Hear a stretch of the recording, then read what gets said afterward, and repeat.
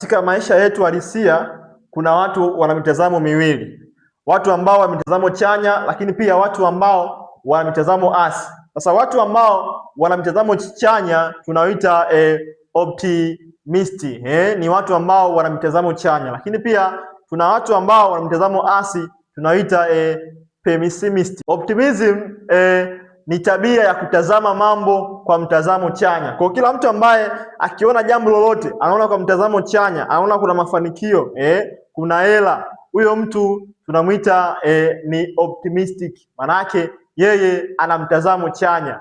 Lakini tuna pessimism. Sasa pessimism ni tabia ya kutazama mambo kwa mtazamo asi. Huyu kila jambo akiona anaona kuna kufeli. Kwa mtu mwenye tabia pessimist, yeye akiona kila jambo anaona kuna kufeli. Kwa hawezi kuchukua hatua, kwa maana yeye anaona kila jambo anataka kulifanya anaona kuna kufeli. Lakini pia optimism, yeye huamini kuwa atafanikiwa.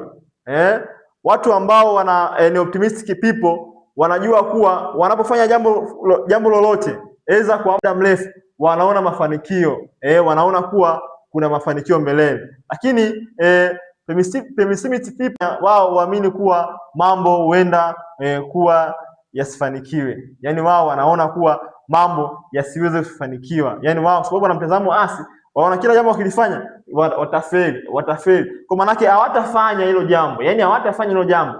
Kuwa wao wanaona kufanya hilo jambo nitafeli. Kwa hawa watu always wanakuwa ni failure. Watu ambao wana mtazamo asi wanakuwa ni failure kwenye kila jambo. Lakini pia watu ambao wana mtazamo chanya huona fursa ndani ya changamoto. Yaani akiona changamoto ndio anaona fursa. Je, wewe kwenye changamoto yako ambayo ipo kwenye jamii yako unaona fursa? Sasa watu ambao wana mtazamo chanya wanaona fursa kwenye changamoto. Na wewe pia ona fursa kwenye changamoto. Lakini watu wa mtazamo asi, wewe wao huona tatizo ndani ya changamoto. Yaani wanaona kwenye changamoto pia wanaona kuna tatizo. Kwa hawa watu hawawezi kufanikiwa. Ndio maana tunasema kuwa watu wenye mtazamo asi always ni failure. Always ni failure. Sasa ukija huku watu wenye mtazamo chanya uchukua hatua licha ya hofu. Yaani hawa watu hata wakiwa na hofu, hata wakiona kuna hasara ndogo ama kubwa, wao wanaanza jambo. Yaani waangalii su nini, wao wanaanza kuchukua hatua. Hata pakiwa na hofu wanaanza kuchukua hatua. Sasa kama unataka wewe uwe mtu wa mafanikio, mtu ambao unapenda kufanikiwa, kujaribu kuwa mtu mwenye mtazamo chanya, kuwa optimistic people. Sasa ukija huko kwenye watu ambao wana mtazamo asi, mara nyingi ugairi mambo, uairisha mambo, kukata tamaa kwa sababu ya hofu. Sasa watu wengi wenye mtazamo asi, wao wanagairisha mambo, wanapanga vitu, baada ya siku 3 wanaacha.